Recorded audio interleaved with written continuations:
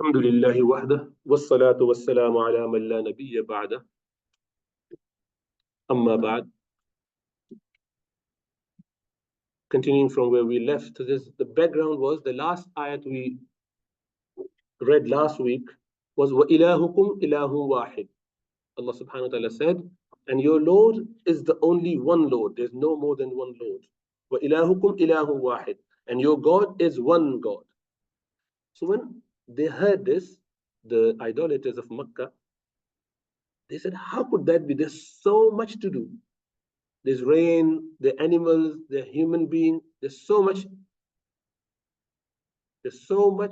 that needs to be done. How could one God do all those things? It doesn't make, to them sense, because they had so many deities, idols, and they were all taking parts. So they wouldn't understand that. They were puzzled. So Allah subhanahu wa ta'ala then very succinctly, tersely means briefly, very comprehensively, mention in this most beautiful, one of the most beautiful ayats of Quran, what is Allah subhanahu wa ta'ala's way of dealing, and how Allah subhanahu wa ta'ala's signs of Him being alone manifested in the creation. So Allah subhanahu wa ta'ala says, and today is going to be you lot translating it. I'm only going to we do Arabic today, and you will tell us what it is. Okay. So in أعوذ بالله من الشيطان الرجيم. بسم الله الرحمن الرحيم. إن في خلق السماوات والأرض واختلاف الليل والنهار.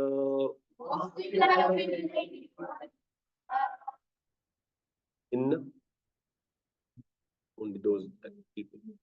Inna means inna, indeed, surely, yeah.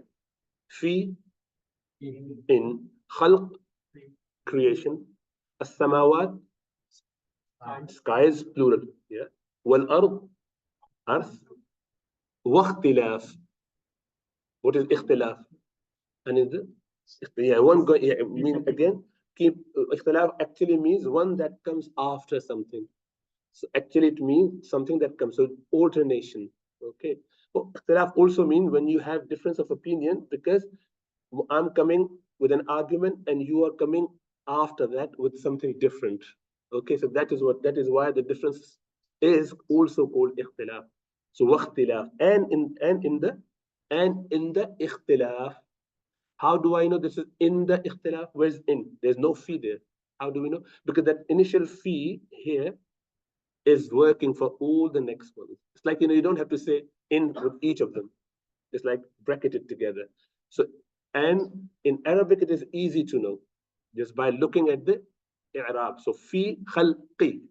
What is the haraka on qaf? Kasra, zir. And likewise, ikhtilaf fi kasra. Okay. So, this is how you would know. The kasra means the zir would tell us generally they are all under the same preposition effect. Okay, so anyway, yes, so واختلاف الليل. What is اختلاف الليل والنهار? Layl means night. Nahar, day. اختلاف الليل والنهار means what? Alternation of days and nights. Day comes, night comes, one after the other. Yeah, that's what it here means. So indeed, this you have done fantastic. In the creation of the heavens and earth, and the alternation of the night and day. والفلك there's a missing allati, there has to be you can see I forgot to there's a mistake. والفلك التي تجري في البحر بما ينفع الناس. والفلك, fulk is ship, big ships. Yeah, that's a different word. We don't use that. So fulk is the ship, sea, big ships. Allati, those that, tajri, jara yajri means to run, flow, to walk. So tajri, they walk, means they travel, means flow. They are flowing. What is flowing? The ships that flows, and in the ships that flow fil bahr, Fi in the sea. Very good. In the sea. Al-Bahr. Bima. With what? With what? Yanfa'u. Nafa yanfa'u means? Yanfa'u means? Nafa. Nafa means benefit. Yes. Yanfa'u, what benefits? An-nas. What is an-nas? People. MashaAllah. Very good. You guys are nearly there. 50% prayer. And the great ships which sail through the sea with that which benefit people. In that sign, we come to that. وَمَا أَنزَلَ اللَّهُ مِنَ السَّمَاءِ مِن مَّاءٍ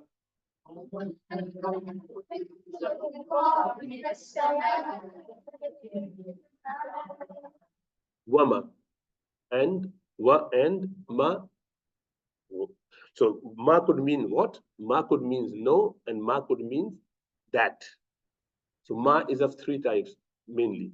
Ma masula, ma, but that's for those who know Arabic, yeah. So here and wama anzalallah, and what Allah subhanahu wa ta'ala, anzala means bring down, descend, send. What sent? Allah, what Allah sent. Minas sama, from the sky. Yeah, minas sama, from the sky. Min ma, from water. What Allah sent down from the water, which is what? Rain. So, and in the rains, Allah is saying. And what Allah has sent down from the heavens, from the skies of rain. فَأَحْيَا بِهِ الْأَرْضَ بَعْدَ مَوْتِهَا وَبَثَّ فِيهَا مِن كُلِّ دَابَّةٍ.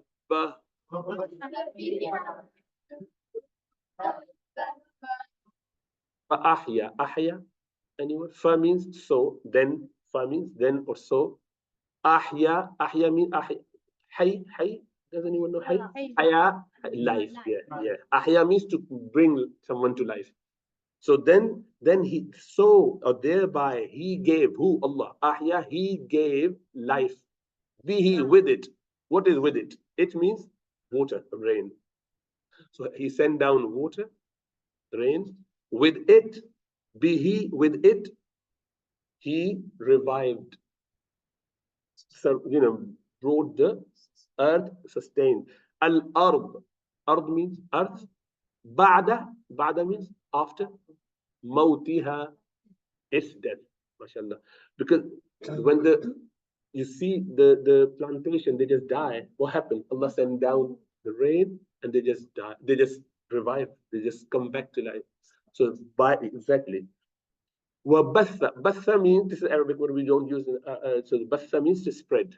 Then and spread with it, within it, mean in it, fiha, in it, in the earth, in it, in the earth. Min kulli dabba, min, from, kulli, yes, every, kulli, every, dabba, beast, very good. Dabba is beast. You remember one of the major signs of the end of time? Dabbatul ard, dabbatul ard. Exactly, that beast.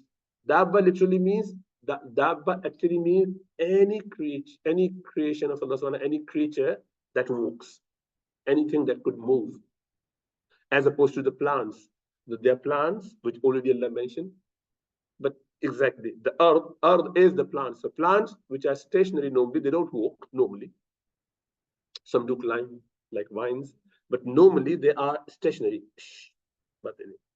And the dabba are the creation which walk, which is animal. So Allah subhanahu wa ta'ala, with this water, giving life thereby to the earth after its lifelessness and dispersing therein every kind of moving creature. Wabatha, spread or dispersing. وتصريف الرياح والسحاب المسخر بين السماء والأرض.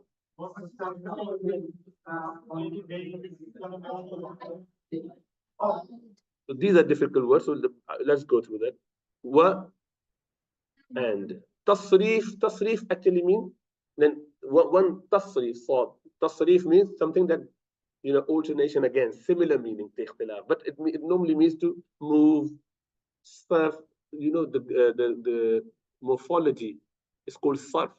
Sarf, because what do? You exchange, you change the letters there. And the money exchanger is called sarraf. No, not the ATM, but the exchanger. When the people sit there, you give them one type of money, like, yeah, and they just exchange it back to you.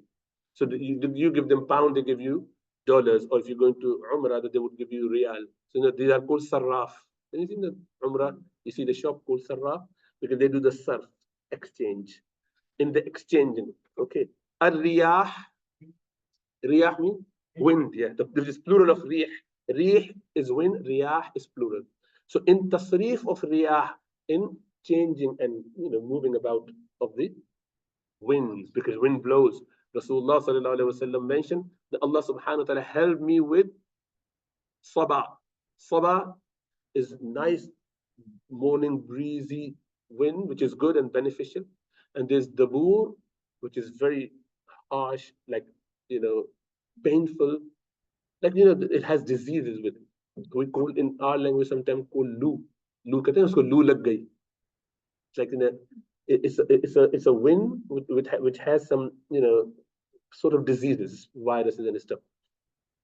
But tasrif riyah, and in the changing of the or spreading of the exchanging of the riyah was sahab. Sahab is clouds.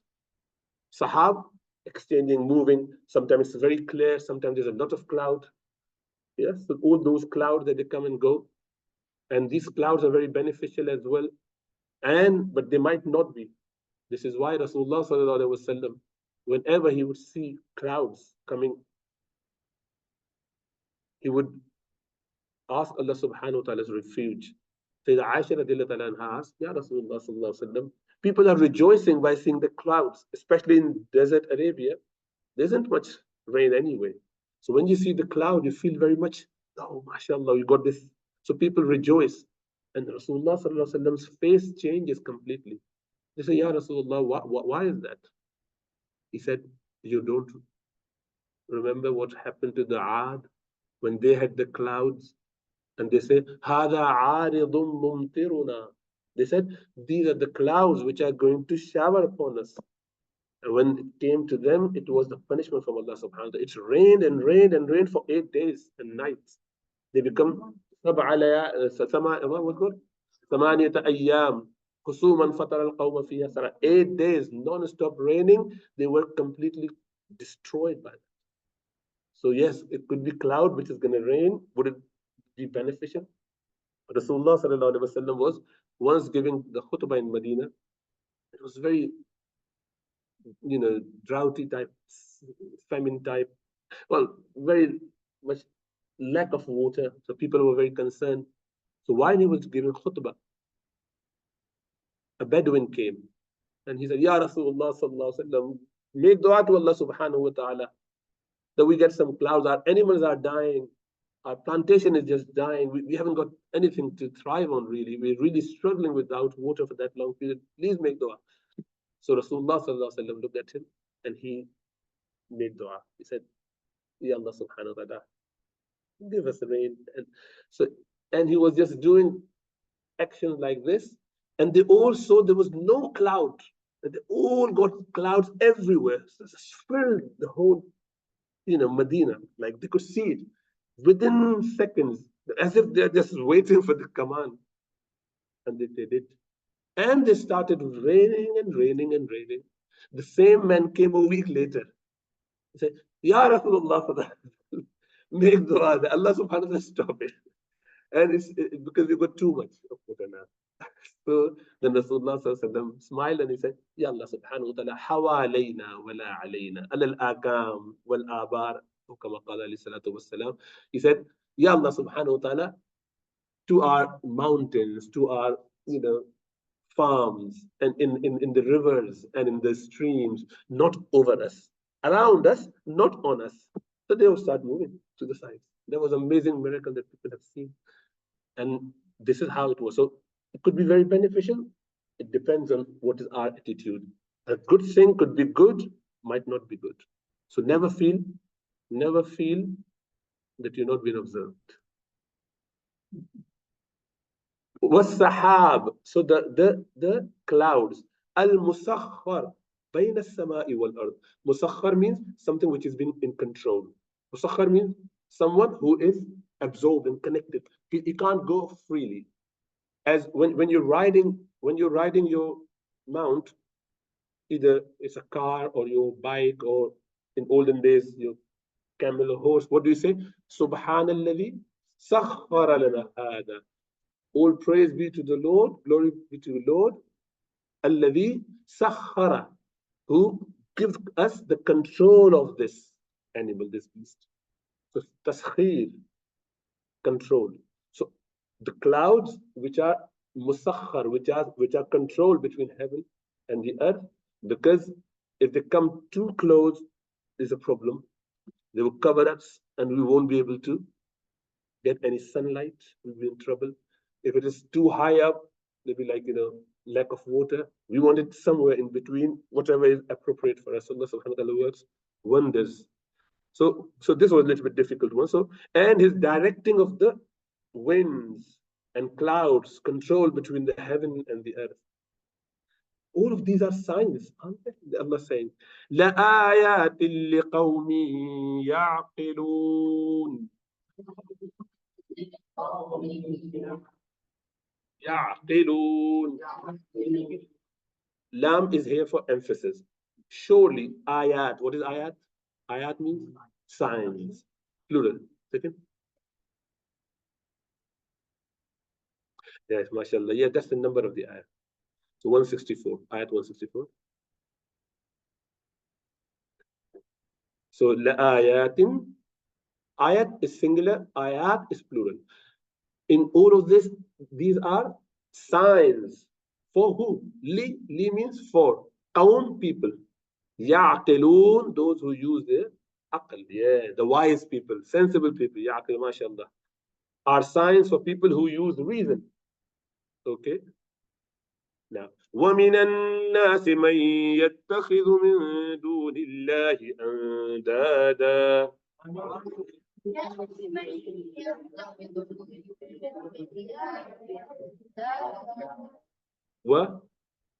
And minan, min, from among, from, and nas, from the people, yes, and from the people, man who, yattakhidhu, ittakhadha yattakhidhu. When we ask you to take something, how do we say khud? Khud, yes, khud. So ittakhidhu, they're those who take. So those who take, yattakhidhu, min, from dunillah, other than Allah.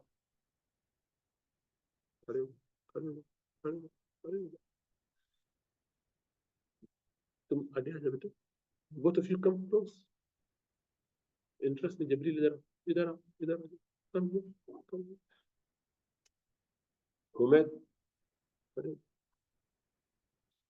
Man yattakhidhu, those who take min dunillah, other than Allah, andadan. Andadan means, andad is plural of nid. Nid means partners, associate. The someone who is your equal. So Allah hasn't got any equal. Making something equal to Allah, they do that. So Allah said, from among people, there are certain who take besides Allah his equals. They equate that to Allah subhanahu wa ta'ala. يُحِبُّونَهُمْ كَحُبِّ اللَّهِ. يُحِبُّونَهُمْ. What does that mean? Yes, they love them. These people who have taken other than Allah and made them equal to Allah, their deities, their idols, they love them, their deities, like hubbillah. No, hub means love of Allah, like the love of Allah. They love their deities like the love of Allah, like they should love Allah. So those who love Allah, which is the rightful thing, because Allah deserves to be loved. Why? Because we'll cover that in a minute. And they love these idols, these demigods, these deities. Okay, so they shouldn't love them. They love them like the love of Allah. Like people who love Allah, that is sort of love that you should have for deity, which they associate or give it to someone else. And that is dhulm. And then Allah said, وَالَّذِينَ آمَنُوا أَشَدُّ حُبًّا لِلَّهِ. والذين آمنوا أشد حبا لله. While وَالَّذِينَ and those الَّذِينَ those people آمنوا, they believed, أشد أشد, they're very shadid, أشد shadid, yeah, so they're severe. حبا, love, they're shadid in love, li, for Allah, Allah. While, so wow is sometime alia, we call it while. Wow means and, wow is of many types. This one is wow is qasmiya. When you say wal asr, what does that mean? Not al asr, not and al asr, and time, no. Qasam, this is qasam, means by the time. Wallahi, by Allah. So wow that we normally use wallah, why, that is why qasmiya means oath. And this wow is not and, actually. You can translate as and those who believe they are more deeper and severe in their love for Allah subhanahu wa ta'ala. So Allah is contrasting us, inshallah ta'ala, to those who do not love Allah. They love as they should love Allah other than Allah. Equate them to Allah. So the love of Allah subhanahu wa ta'ala, which is only for Allah. Why? Because Allah is the creator. He is the one who should have that love only. And we give it to someone else. And that's bad, isn't it? So Allah said, with the believer, my people. So we should be thankful to Allah subhanahu wa ta'ala. Allah is praising us, saying that my people, the people who believe, they are severe in love for Allah. Are you really severe in love for Allah subhanahu wa ta'ala? Then you shouldn't be doing all of that. You shouldn't be walking around. You shouldn't be wasting time sitting here. Mind is elsewhere. Remember, spending one, Rasulullah sallallahu alaihi wasallam said, spending 1 minute, some minutes, learning the deen of Allah subhanahu wa ta'ala is better than the whole night worth of ibadat. You do nafil ibadat whole night, tahajjud and whatnot. You learn one ayat of Quran, that is better. But we don't see that, oh, it's too long, when it's going to finish, can't be bothered, I'm bored. And that's suggested because we don't understand the value. We do not love Allah subhanahu wa ta'ala as much as we should do. Think about that. Do we really? That is why we find this opportunity and yet not interested. But those who believe are stronger in their love for Allah subhanahu wa ta'ala. So you love many things. The reason for loving someone or something is mainly of 3 types, as we heard and learned from our Shaykh. In December, he had a whole, not in Ramadan, last 10 days, detailed explanation of that. You love someone for their jamal. Jamal is beauty. Okay?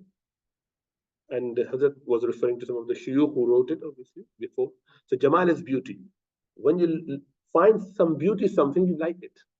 Sights, the scenery, nice clothes, nice, whatever. Yeah, whatever you find it, you just you like it because there's a beauty in it. Anything that has beauty, you appeal to it. Whatever has beauty, you get appeal to it. Kamal. The second is you like someone or love someone for their kamal, their perfection. So you got first position. He has done this amazing work. Wow, someone who has invented this. If you tend to get inspired by that individual because they have done some, they've got perfection in certain things. Someone who has done very beautiful recitation, someone who has done very nice painting. He may be the ugliest person outwardly, doesn't matter. But you look at him and say, wow, what a painting. You said, this man is amazing. You just start, have that feel for him. And this is natural. And then thirdly, nawal. And that's the most common one. When you get some favor, nawal means favors. So someone keeps helping you with something, keep giving you gifts, keep helping you with whatever your needs are. He's always there whenever you need him. So look at all these 3 and see that in Allah subhanahu wa ta'ala. And you'll find Allah subhanahu wa ta'ala is top of all of those. There's nothing more beautiful than Allah subhanahu wa ta'ala. We haven't seen Allah's image. We don't know how he is, but he is, as told by Rasulullah sallallahu alaihi wasallam. But he has put a lot of beauty in the whole creation. It is just so perfectly done that the individual, the person who has done so much of a beautiful galaxy, all creation, he must be way better than him in his beauty. The beauty of Yusuf alayhi salam was such that the ladies, they actually cut their fingers, cut their hand, just because what happened, they were all peeling the fruits with the knife. And they asked, Zulaykha asked Yusuf alayhi salam to enter. As he entered, they would all look at, while they're doing it, they didn't know what they're doing. They started they cut their fingers. That out of bewitchment, they were completely shocked, looking at the beauty. And they said, Ma hadha bashara. This is not man. How could someone be that beautiful? So the beauty. Now Allah subhanahu wa ta'ala, who is the creator of that beauty, imagine how much beauty Allah would have. That is why in Jannah, when we would, inshallah ta'ala, all be there, and we would have spent time and time, many years, then Allah subhanahu wa ta'ala would, there'll be announcement about Allah wants to speak to people. They say, yes. So Allah subhanahu wa ta'ala, Allah wants to give you something which you would love. He said, Ya Allah, alam tubayyid wujuhana, have you not already given us too much? Like our faces are so bright, we look so perfect, we got so much of fun, unlimited, for free. You got this, you got that. We don't need anything. I don't think we need anything. We just, everything is being given. What else is there to be had? Then the hadith says, then in Kashaf, the veil would be lifted. Okay? Allah subhanahu wa ta'ala would lift the veil, and we will be able to see, as we could see the bright moon, full moon. Everyone would be so stunned by the beauty of Allah subhanahu wa ta'ala that for thousands and thousands of people would just be sitting there watching. They cannot comprehend that. You can't understand that because you're just so small for that. You don't understand. There's nothing to laugh about. You're crazy. You guys are dumb. This is so much. It's a beauty. You imagine someone could be looking at the beauty. When you see something which is so striking, you can look at that, maybe, and you can't move for a few seconds. The problem is we do not have that appreciation. But inshallah, when you grow, you will do that. But adults, they understand this. That is why none of the adults had any giggle on that. The kids are crazy. Anyway, so there's nothing in comparison to the beauty of Allah subhanahu wa ta'ala. Allahu Jameel, Allah is beautiful. Yuhibbul Jamal, and He loves beauty. Allah has put beauty in everything. Kamal, there's perfection wise. Anthony Flew, he passed away. He was a Britisher, about 10 years or so maybe. Anthony Flew, F-L-E-W. He was a scientist. He was atheist, main man from the atheistic movement, against God, whatever. Then he wrote a book in his last days of his life, in the last few years. He changed it. He said, the perfection of the human body is such that I have to admit that there is a design behind it. It cannot happen on its own. It's just so perfect and beautiful that I can't but have to believe in a God. He said, I don't know. In his interview, I heard, he said that I don't know who is that God, but there is a creator. So from being atheist, he became sort of, well, not even agnostic, but he got some idea. He is theistic. He was. So that's a big thing. There are many, Keith Elmore. Well, he actually came to Islam he was an embryologist. Embryology is the science which deals with the baby in mother's tummy, the womb. So that small, from the day one, small microscopic structure hasn't got any sign of life yet, other than the cell and its life. Continue to grow and grow. He took all of those at different stages and under the microscope compared it with Quranic description of all of that. And he was amazed by not just the beauty, but also the perfection of how science described today through all these electron microscope. Allah has already mentioned it in Quran.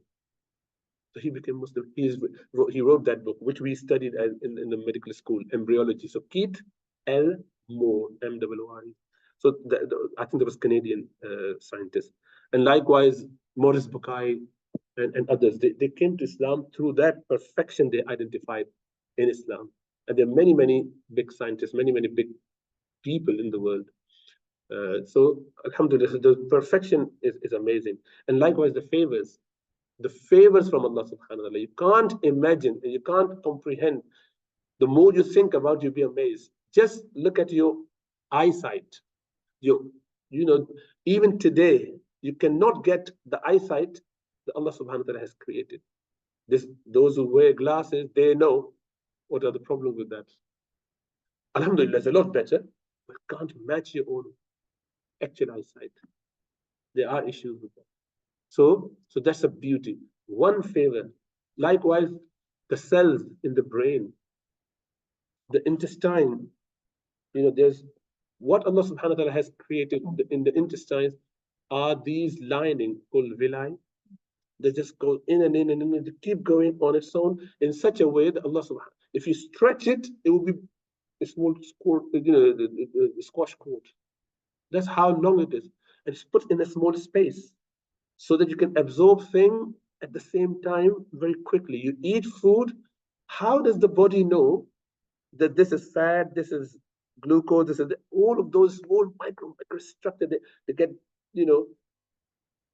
broken down into very, very small things that you swallow through the teeth first, and then in the stomach, keep grinding and keep getting churned or whatever, small pieces. And finally, at micro level, they all go to wherever they're supposed to go. Fat for this digestion here, the lipid metabolism gonna be here, the bile should come in proportion. That is why this condition diabetes, which is on the rise, by the way, everyone, they say by next year, in the next few years, maybe up to 50% of the people might have diabetes. There was news about this. Half of every other person would have diabetes. And why? Because of the lack of exercise, all the junk food, and stress, and then not doing anything. And even thin people, we used to think that would be only for elder, obese people, but even the slim people, but they are, because they're not active. So and that diabetes means, so whatever you have eaten, it becomes sugar to be energy. So that energy must go in the blood. Everything should go into the blood, from the stomach into the blood, and then from blood to be distributed throughout the body as energy form. And now that energy form in the blood must be transported to the tissue. It's no good being in blood. You need it in the blood, but you actually need it in the tissue to grow. In all of every tissue to have that sugar that it's needed for its action, its function, its growth, everything, its life. So what is the chemical in the body? What is a sort of hormone in the body, chemical that takes this sugar from the blood and put inside the tissues throughout the body? Insulin, exactly. Very good. Insulin's job is to do that. And this is produced by the pancreas. We have got a structure next to the stomach on the left side. So that it's not working, or it is working, but halfway through because there's some resistance. It's not enough. So some people are born with lack of function. They always are on, they faint, they become unwell, like 1 year to even few months, few days old. If they're born with that deficiency of pancreatic function, then they're always on the insulin medicine. You have to get that from outside. They keep giving them injection or tablets. So diabetes, and it's a sugar in the blood. It can't be distributed. It stays there and it becomes acid. It keeps giving the toxic effect to the micro level at every organ. So you lose your eyesight, your kidneys go, your brain starts malfunctioning, and you start losing almost everything, nerves. So that is why the diabetic people, they do not feel pain. You might think that's a good thing. It's not. It's not a good thing. Why is that not a good thing? Because pain is a defense mechanism. Pain tells you that there's a problem. Now you got insect biting you and you don't got pain and you're sitting. It keep biting and you're gonna have like, you know, a proper meal there. And you only realize. So I remember when I was doing house job is when you become doctor, you spend first year in hospital as living there because you spend, they call it house job because this is like your house. You have to spend a lot more hours there, day, night, different shifts. Normally like 24-hour or 36-hour shift, you stay there and have some rest, but you keep looking after the patients. So there was a patient who came, slightly elderly person, and I'll finish with that. Elderly person, and he didn't know that he had diabetes, or perhaps he wasn't taking all his medication. And like, you know, yeah, it looks like he was completely fine. When you look at top to toe for diabetes, so you have to investigate, is he okay? Where is the source of infection? We couldn't find anything. Then I just had a look at his, just, you know, the bone here in the toes, deep down, what you call the we call it palmar side of the toes. But anyway, so just here there was a long nail pierced inside, and he couldn't feel it because he was diabetic with the nerves, what we call neuropathy, peripheral neuropathy. And then we got it out, and that's where the pus was coming out because he had a nail. He stepped on the nail, it just pierced through and through, and he didn't feel the pain. It would just be a source, and bacteria were growing in. Remember, our body has bacteria at different places.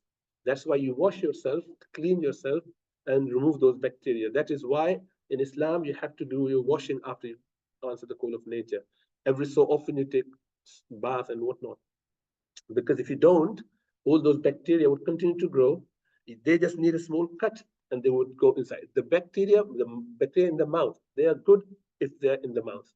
The one in the nose, they're okay there. In the ears, in their own area, they're good. I mean, they're fine. They don't cause any harm. You give them a break, let them enter elsewhere, they'll wreak havoc. They will cause problems. That's why people get septic, infection, this and that. So the skin is a blessing from Allah subhanahu wa ta'ala, covering us so that nothing goes in.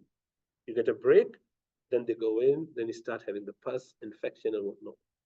And this man had a, like, you know, infection there, so we had to chop his leg. So initially it was up to here. Then within days it just moved up. We had to head up to, you know, below knee. We call below knee amputation because he couldn't feel the pain, and it become gangrenous, the bone, what we call osteomyelitis, and a lot of trouble. So having pain was a blessing if he had it. Not having pain. So don't think that Allah subhanahu wa ta'ala has put those things in place for no reason. Everything has a reason. Whether we understand or not, it's completely besides the point. But thank Allah subhanahu wa ta'ala for all the favors that Allah has given us. Anyway, so a lot of favor. You can talk about that for days, really. So, you know, but inshallah ta'ala, we leave it there. May Allah give us tawfiq to understand and have connection with Allah subhanahu wa ta'ala with love. Remember, the believers are too deep in love for Allah subhanahu wa ta'ala. They would let go of everything for the sake of Allah's pleasure. If you have that in your mind, alhamdulillah, in your heart, alhamdulillah. If you do not, build that up. Actively work on that. Ask Allah subhanahu wa ta'ala how to nurture that love. Two-liner on that. You nurture love by knowing it, looking at all those three things about Allah subhanahu wa ta'ala, asking Allah to give you that love, making dua. Even that is why Rasulullah sallallahu alaihi wasallam would say this dua: Allahumma inni as'aluka hubbak wa hubba man yuhibbuk wal amal alladhi yuballighuni ila hubbik. And many times he would say, Allah, give me your love more than anything. وَمِنَ الْمَاءِ الْبَارِدِ. Amazing. If you read how much dua Rasulullah sallallahu alaihi wasallam would mention with regards to getting the love of Allah. Have the love of Allah. If you love Allah subhanahu wa ta'ala, everything will become easy.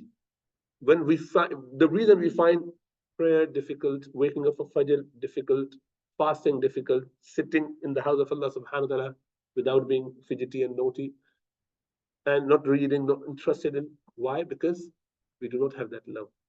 Everything that we do is because we're forced to do it. We do it thinking that there's a benefit, inshallah, but you know, can't resist myself, but I still have to do what, otherwise you'll be upset, otherwise I may get into trouble, or my dad would be unhappy, mom would. We just do it for different reasons, sometimes for carrots, sometimes for sticks, whatever reason. But they are both okay reasons, but not the best one. Best is to do it for the sake of Allah subhanahu wa ta'ala. My Lord wants me to do it. I'm happy. I can. That is why Maulana Fadlur Rahman Ganji Muradabadi Rahmatullah alayh, he passed about 100 years or so ago. He would be in sajda in India. Ganj, this is called Muradabad. So Ganj Muradabadi, that's what he said. So he would be in sajda and people would wait and then he's just in sajda. It's long, long. They said, why do you have that long sajda? He's so old and frail. So you know what? The close associates, when they ask, they said, what happened? I decided I know that I need to do something and someone is waiting. And I'm in sajda. And after every time I say Subhana Rabbi al-A'la, and I think Allah subhanahu wa ta'ala is patting on my head and he's very happy and looking at me and smiling. I say, oh, let me do one more time because he's doing this. I don't want to get up. And Subhana Rabbi al-A'la. And I keep imagining that and I keep feeling that. And I just don't feel like getting up. Like, if your mom is, I hope that you guys, the problem is you can't give any example of love to these kids. Adults would understand. If I am sitting with my mom, with my dad, and they are just, running their finger in your head, I would never move from there. I wouldn't ask her to leave it, carry on. You're just so comfortable there because mom is doing this. This is the love that we used to have. Obviously, you guys don't understand any value of that. What does that mean? That's a waste of time.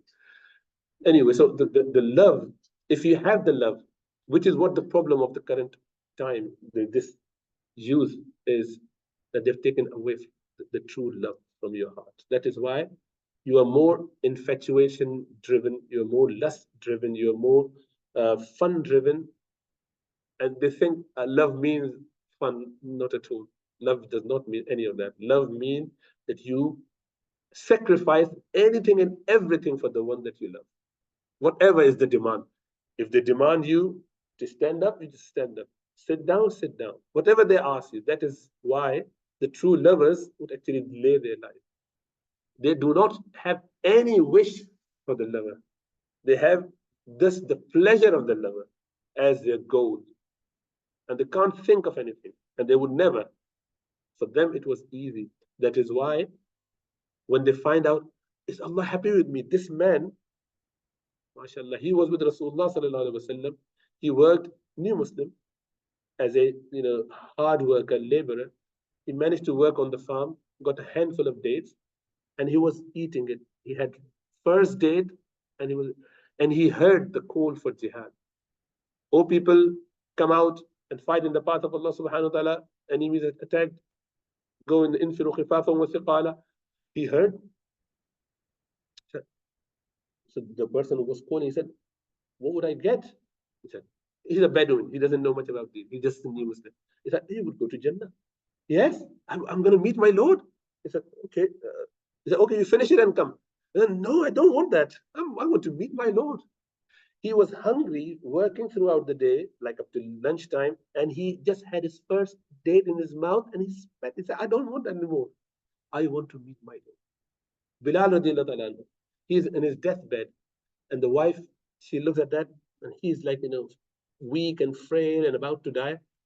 And she said, Wa karaba, high pain, the pain of leaving you and your pain of, last pangs of death. And Bilal said, Wa taraba.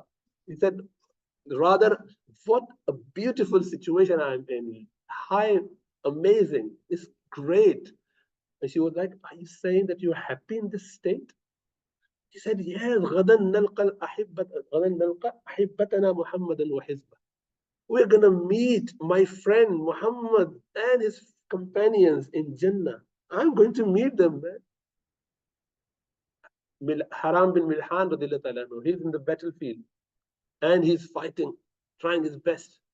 Someone stabbed him from behind with a spear. He had that long spear. It just came through and through from the front. He had that. He saw that while he was fighting, and the pain. He looked at that, and the blood is gushing forth. He took that blood and he started rubbing on his face like this. And he said, "Fustu wa rabbil Kaaba, Fustu wa rabbil Kaaba." He said, "Oh, I'm become successful. I'm done. I just got it." He was, mashallah, amazingly shouting out of joy.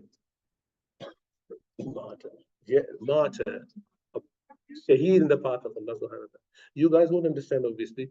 See, they haven't got any clue of this. Isn't that?